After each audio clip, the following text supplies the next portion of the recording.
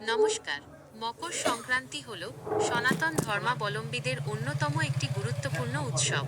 সহজ কথায় বলতে গেলে এটি ঋতু পরিবর্তনের এবং নতুন ফসলের উৎসব। এর মূল অর্থ ও গুরুত্ব নিচে দেওয়া হলো। ১. সূর্যের উত্তরায়ণ। সংক্রান্তি শব্দের অর্থ হল এক রাশি থেকে অন্য রাশিতে সূর্যের প্রবেশ। মকর সংক্রান্তির দিনে সূর্য ধনু রাশি থেকে মকর রাশিতে প্রবেশ করে।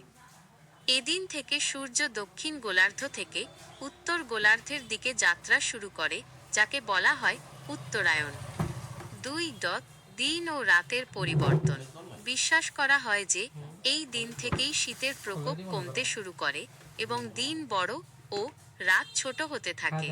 এটি অন্ধকার থেকে আলোর দিকে যাত্রার প্রতীক। ৩. ফসল কাটার উৎসব।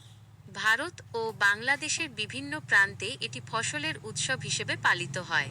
কৃষকরা তাদের কঠোর পরিশ্রমের ফসল ঘরে তোলে এবং সৃষ্টিকর্তার প্রতি কৃতজ্ঞতা জানায়। ৪.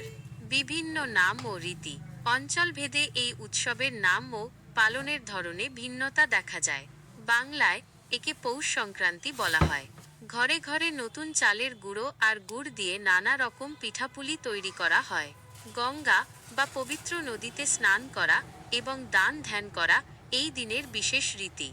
ভারতের অন্যান্য প্রান্তে পাঞ্জাবে লোহরি, তামিলনাড়ুতে পোঙ্গল, অসমে মাঘ বিহু এবং গুজরাটে উত্তরায়ণ, যেখানে ঘুড়ি ওড়ানোর ধুম পড়ে নামে এটি পরিচিত। মকর সংক্রান্তি মানেই হলো নতুন শুরুর আনন্দ, পিঠার মিষ্টি ঘ্রাণ আর ঘুড়ি ওড়ানোর আমেজ। আপনি কি এই সংক্রান্তির বিশেষ কোনো পিঠার রেসিপি বা পূজার নিয়ম সম্পর্কে জানতে চান?